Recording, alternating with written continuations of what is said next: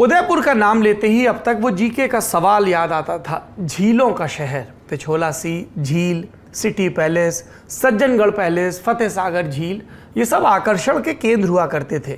और मानसून के मौसम में तो उदयपुर देसी विदेशी सैलानियों से पटा रहता। लेकिन 28 जून को मजहब के नाम पर हुई नृशंस हत्या ने शहर के नाम पर एक दागदार पन्ना नत्थी कर दिया। उदयपुर जंक्शन से जब आप बाहर निकलते हैं तो शहर जाने के लिए ऑटो रिक्शा सब आपस में होड़ किए खड़े रहते हैं। स्टेशन से बमुश्किल 5 किलोमीटर दूर है मालहास स्ट्रीट, पुराने शहर का इलाका। जैसे बाकी शहरों में होता है, भीड़ भाड़ और तंग गलियां, हिंदू मुस्लिम की मिक्स आबादी, और यहीं पर कन्हैया लाल की दुकान, सुप्रीम टेलर, जहां कल गला रेत कर कन्हैया लाल की हत्या कर दी गई। हत्या के बाद दिन भर पूरे इलाके में कर्फ्यू का सन्नाटा पसरा रहा।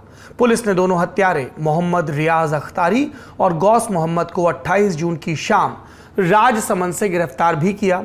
उन्हें पूछताछ के लिए रात में ही उदयपुर ले आया गया। सुबह के वक्त शव का पोस्टमार्टम किया गया। पहले तो परिजन अंतिम संस्कार के लिए तैयार नहीं हो रहे थे। आखिरकार 31 लाख के मुआवजे और परिजनों को नौकरी का वादा कर समझा बुझाकर अंतिम संस्कार के लिए प्रशासन ने तैयार किया। सुरक्षा व्यवस्था की दृष्टि से पुलिस चाहती थी कि अंतिम संस्कार घर के पास ही कराया जाए, लेकिन परिजनों के कहने पर शमशान में अंतिम संस्कार की बात मान ली गई। भारी भीड़ के बीच अंतिम संस्कार हुआ। इस दौरान हत्यारों को फांसी देने के नारे भी लगते रहे। पुलिस भी दिन भर एक्शन में नजर आई। राजसमंद के एसपी की तरफ से जानकारी दी गई कि उदयपुर पुलिस ने हत्याकांड के आरोपियों के 3 सहयोगियों को भी हिरासत में लिया है। जल्दी पुलिस इस मामले में गैंग के दूसरे मेंबर्स को भी गिरफ्तार कर लेगी।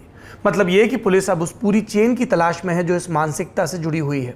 हम नहीं दिखा सकते, लेकिन अगर आपने हत्यारों के कबूलनामे वाला वीडियो देखा तो वो बाकी लोगों से औरों के सर कलम करने की बात करता है। पुलिस के डीजीपी एमएल लाथर ने बताया कि शुरू से ही वो इस केस को एक्ट ऑफ टेरर की तरह हैंडल कर रहे हैं। इस पर सुबह के 11:12 पर एचएमओ यानी गृह मंत्री कार्यालय का ट्वीट भी आया। लिखा था कि उदयपुर में श्री कन्हैया लाल तेली जी की हत्या की जांच के लिए गृह मंत्रालय ने नेशनल इन्वेस्टिगेशन एजेंसी एनआईए को निर्देशित किया है।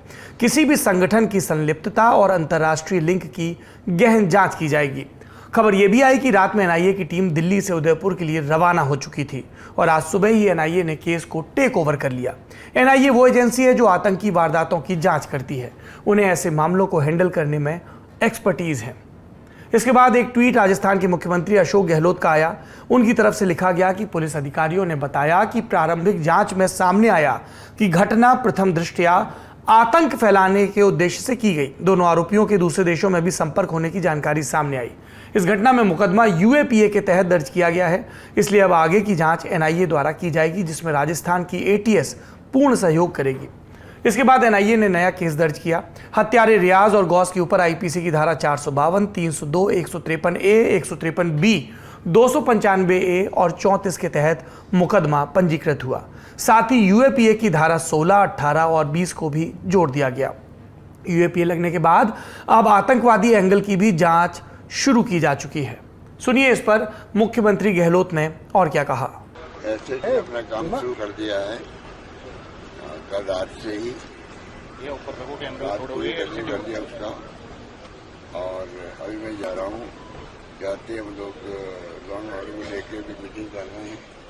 ये जो खबरें आ रही है तो ये जो मारा है उनके क्या प्लान थे, क्या षड्यंत्र था, किससे लिंक है, राष्ट्रीय अंतर्राष्ट्रीय कोई ऐसी एजेंसी है क्या जिससे लिंक है, तो तमाम बातों खुलासा होगा। तो ये इसको हम उस गंभीरता से ले रहे हैं कि घटना कोई मामूली नहीं और ऐसे हो नहीं सकते जब तक ये का कोई अंतर्राष्ट्रीय या राष्ट्रीय स्तर पर कोई जो ऐसे रेडिकल एलिमेंट है उससे लिंक नहीं हो, तब तक ऐसी घटना होती नहीं है। ये अनुभव कहता है। उसी रूप में इसकी जांच पड़ताल शुरू की गई है। कार्रवाई के भरोसे और विदेशी ताकतों के हाथ के दावे के बीच एक बड़ा बयान राजस्थान के गृह राज्य मंत्री राजेंद्र यादव की तरफ से भी आया। उन्होंने बताया कि हत्या का एक आरोपी कुछ दिन पाकिस्तान रहकर आया था। सुनिए। उनमें से एक जो 2 अपराधी पकड़े गए, एक अपराधी 2014-15 में लगभग 45 दिन कराची रह के आया पाकिस्तान, और उसका मूवमेंट 18-19 के आसपास अरब कंट्री में भी है, नेपाल में भी उसने 1-2 बार दौरे किए हैं और लगातार वो फोन पे 8-10 पाकिस्तानी नंबरों पे उनके टच में है, जो एसओजी उसमें जांच कर रही है। तो निश्चित तौर पे जिस तरीके का वातावरण बनाया गया है, जिस तरीके से उन्होंने वीडियो वापस डाली है, जिस तरीके का उन्होंने चैलेंज किया है, ये महज और महज दो धर्मों को लड़ाने के लिए, दो धर्मों के अंदर आतंक फैल जाए जिससे कि पूरे प्रदेश का जो सौहार्दपूर्ण वातावरण है वो बिखर जाए, उसके ऊपर इन्होंने सोची समझी नीति के तहत ये हुआ। राजेंद्र यादव के मुताबिक गौस मोहम्मद 8 पाकिस्तानी नंबरों के संपर्क में था। वो अरब कंट्रीज और नेपाल भी अलग अलग मौकों पर जा चुका है। रियाज राजसमंद के आसिंद का रहने वाला है और 10 भाइयों में सबसे छोटा है। 21 साल पहले वो उदयपुर रहने आ गया था। रियाज के बारे में जानकारी जुटाने पर पता लगा कि वो उदयपुर के मुस्लिम बाहुल इलाके किशनपोल में अपनी पत्नी के साथ रहता था। 12 जून को उसने यहाँ पर किराए पर कमरा लिया था। हत्या के पहले रियाज ने अपनी पत्नी को किसी दूसरी जगह पर छोड़ दिया। स्थानीय लोगों के मुताबिक दोनों की दोस्ती नमाज के दौरान हुई। गौस मोहम्मद मस्जिद में नमाज पढ़वाता था। दोनों मोहल्ले में आसपास रहते थे। गौस का परिवार फरार है, जिसकी तलाश में पुलिस की टीम जुटी है।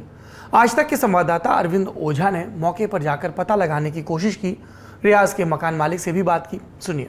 वो रियाज यहाँ रह रहा था कि नहीं? रह रहा था वो, बाकी उसका कोई टाइम ठिकाना नहीं था। सुबह जल्दी निकल जाता, शाम को लेट तक आता। कैसा था रियाज, क्या मतलब किस तरह का व्यवहार था उसका? व्यवहार तो अभी आके रहा वो, वैसे 10-12 तारीख को आके रहा वो। मेरे उसकी इतनी वो नहीं हुई बात विचार, खाली उसकी वाइफ वही, वो उन्होंने कमरा लिया किराए से और उसके बाद वो सामान वगैरह लाए थे। कितने दिन पहले? मतलब 12 तारीख को हुई। 12 जून को? हाँ, ये 12। उदयपुर में कन्हैया लाल की हत्या करके पूरे हिंदुस्तान को हिला देने वाले रियाज अटारी का जो ये कमरा है, इसी कमरे में वो अपनी पत्नी के साथ किराए पर रहता था। 12 जून को कमरा किराए पर लिया था। फिलहाल जो यहाँ पर ताला है वो राजस्थान पुलिस ने अपना ताला लगा दिया है, जबकि जो इस घर में ताला लॉक था, आप यहाँ पर देख पा रहे हैं, इस ताले को यहाँ पर तोड़ा गया है। यहाँ पर ये एक ताला है, दो ताले यहाँ पर फिलहाल रखे हुए हैं। इन तालों को तोड़ा गया। पुलिस यहाँ पर आई, घर में छानबीन की, काफी कुछ बरामद हुआ है, उसे पुलिस लेकर गई है, लेकिन फिलहाल घर में ताला लगा हुआ है। और ऐसा बताया जा रहा है कि एक प्लानिंग के तहत रियाज ने इस वारदात को अंजाम दिया है। उसकी जो पत्नी थी उसको भी इस घर से कहीं दूसरे घर में छोड़ता है और उसके बाद कन्हैया लाल की दुकान पर जाता है, वारदात को अंजाम देता है। इस मामले में कट्टर संगठनों से लिंक की तलाश की जा रही है। दावा किया जा रहा है कि आरोपी मोहम्मद रियाज और गौस मोहम्मद दावते इस्लामी संगठन से जुड़े थे। दावते इस्लामी संगठन खुद को गैर राजनीतिक इस्लामिक संगठन बताता है, जो साल 1981 में कराची से शुरू हुआ। भारत में ये संगठन कई साल से सक्रिय है। आरोप है कि शरिया कानून का प्रचार प्रसार करना और उसकी शिक्षा को लागू करना इस संगठन का मकसद है। यह संस्था ऑनलाइन कोर्स भी चलाती है और दावा किया जा रहा है कि दोनों हत्यारे इसमें ऑनलाइन क्लास लेते थे, जिसके बारे में एनआईए की टीम गंभीरता से जांच कर रही है। अब जरा ये समझते हैं कि आखिर ये विवाद शुरू कहां से हुआ था। 10 जून को कन्हैया लाल ने नूपुर शर्मा के समर्थन में सोशल मीडिया पर पोस्ट किया। इसकी शिकायत पुलिस तक पहुंची तो जेल जाना पड़ा। एक दिन जेल में रहने के बाद कन्हैया लाल को जमानत मिल गई। सबसे पहले मृतक कन्हैया लाल का विवाद पड़ोसी दुकानदार नसीम से हुआ था। नसीम ने ही कन्हैया लाल के खिलाफ 11 जून को एफआईआर करवाई थी। अब नसीम को भी पुलिस ने हिरासत में ले लिया है और उससे पूछताछ हो रही है, लेकिन यहाँ पुलिस की भूमिका पर भी सवाल उठ रहे हैं। जेल से छूटने के बाद कन्हैया लाल ने 15 जून को पुलिस को पड़ोसी नाजिम व 4-5 अन्य लोगों के खिलाफ शिकायत धानमंडी थाने में दी थी। अपनी जान को खतरा बताते हुए शिकायत पत्र में जो लिखा वो सभी को जानना चाहिए। यह कि आज से 5 दिन पूर्व मेरे बच्चे द्वारा मोबाइल पर इंटरनेट के माध्यम से गेम खेलते समय अचानक फेसबुक पर एक आपत्तिजनक पोस्ट हो गया था। 2 दिन पश्चात मेरी दुकान पर 2 व्यक्ति आए। उन्होंने फेसबुक पोस्ट के बारे में पूछा तो मैंने बताया मुझे मोबाइल चलाना नहीं आता, ये बच्चों के गेम खेलने के लिए है। इसके बाद उन्होंने पोस्ट डिलीट कर दी और कहा आइंदा ऐसा मत करना। आगे लिखा है इसमें कि 11 जून को धानमंडी थाने से फ़ोन आता है कि आपके खिलाफ एक रिपोर्ट दर्ज हुई है, आप थाने आ जाओ। रिपोर्ट नाजिम द्वारा दर्ज कराई गई। वो मेरा पड़ोसी था। उसके द्वारा बताया गया कि ये रिपोर्ट उसने समाज के दबाव में आकर करी। मुझे पता है कि आपको मोबाइल चलाना नहीं आता, आप पोस्ट कर ही नहीं सकते। उदयपुर पुलिस को लिखे पत्र में फिर कन्हैया ने यह भी बताया कि नाजिम और उसके साथ के 5 लोग 3 दिन से मेरी दुकान की रेकी कर रहे हैं और मुझे दुकान नहीं खोलने दे रहे। सुबह शाम मेरी दुकान के बाहर 5 से 7 लोग रोज़ चक्कर काट रहे हैं और मुझे पता चला है कि वो सब मेरी दुकान खुलते ही मुझे मारने की कोशिश करेंगे। चूँकि नाजिम व इसके अन्य 4-5 लोगों ने मेरा नाम व फोटो इनके समाज के ग्रुप में वायरल कर दिया है और सबको कह दिया है कि ये व्यक्ति अगर कहीं रास्ते पर दिखे या दुकान पर आए तो इसे जान से मार देना, क्योंकि इसने आपत्तिजनक पोस्ट की है। इसी पत्र में आगे कन्हैया लाल ने पुलिस से जान माल की सुरक्षा मांगी और साथ ही नाजिम और उसके साथियों के खिलाफ कार्रवाई की भी मांग की। पर क्या राजस्थान पुलिस ने सुरक्षा दी? जवाब है नहीं। पुलिस ने आमने सामने बिठाकर सुलह कराने का दावा किया। सुलह के बाद एक दूसरे पत्र पर कन्हैया लाल ने हाथ से पुलिस को एक और पत्र लिखा जिसमें विषय के तौर पर लिखा गया कि कानूनी कार्रवाई नहीं चाहते इस बाबत, और यह भी लिखा कि आपस में सुलह हो गई है, अब कोई कानूनी कार्रवाई नहीं होनी चाहिए। और यहीं पर पुलिस से सबसे बड़ी चूक हुई। पुलिस ने मामले को गंभीरता से नहीं लिया। अगर मौके की नज़ाकत को समझते हुए कार्रवाई करते, कन्हैया लाल को सुरक्षा देते, तो शायद इतनी बड़ी घटना नहीं होती। इस चूक पर डीजीपी ने एएसआई और एसएचओ को सस्पेंड भी किया। सुनिए डीजीपी का बयान।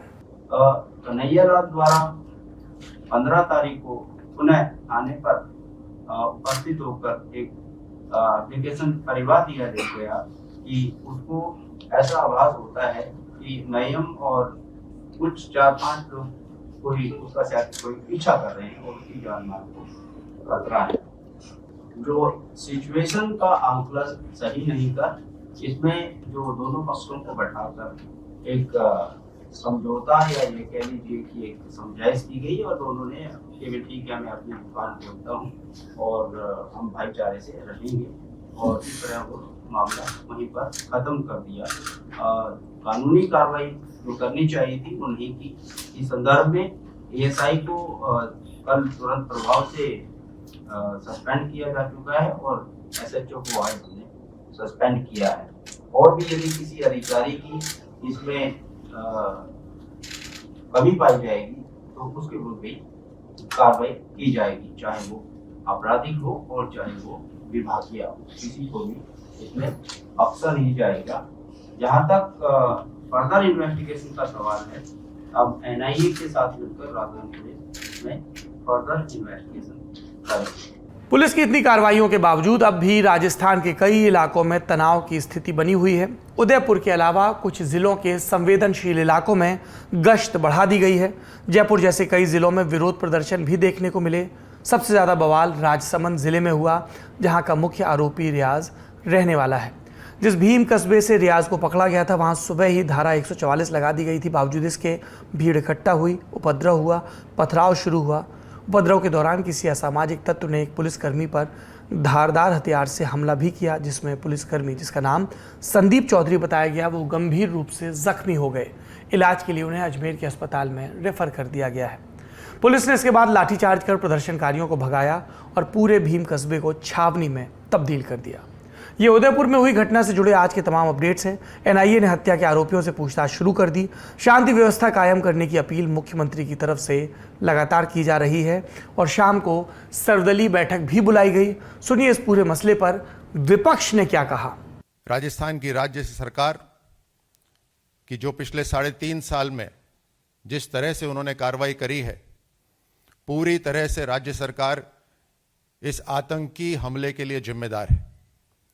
ये अपने आप में एक अलग घटना नहीं है। ऐसी घटनाएं बार बार राजस्थान में हो रही हैं। ऐसे आतंकी संगठन राजस्थान में पनप रहे हैं और राजस्थान सरकार ने डायरेक्टली या इनडायरेक्टली इनके बढ़ावे के अंदर इनको प्रोत्साहित करने में कोई कसर नहीं छोड़ी है। राजनीति से इतर ये घटना समाज के लिए सोचने वाली है। कल्पना करिए, एक फेसबुक पोस्ट के लिए 21वीं सदी के हिंदुस्तान में हत्या हो रही है। किसी ने कुछ ऐसा लिखा जिससे आपकी धार्मिक भावनाएं आहत हुई। पुलिस से शिकायत की, पुलिस ने कार्रवाई की, जेल भी जाना पड़ा। लेकिन मजहब के नाम पर किसी का गला काट देना, ये हिंदुस्तानी नहीं तालिबानी सोच है और ऐसे हत्यारों के लिए निंदा छोटा शब्द है। सोशल मीडिया पर मांग हो रही है कि फास्ट ट्रैक कोर्ट में केस चलाकर दोनों हत्यारों को फांसी पर चढ़ाया जाए, क्योंकि ये आम घटना नहीं है, आतंकी घटना है।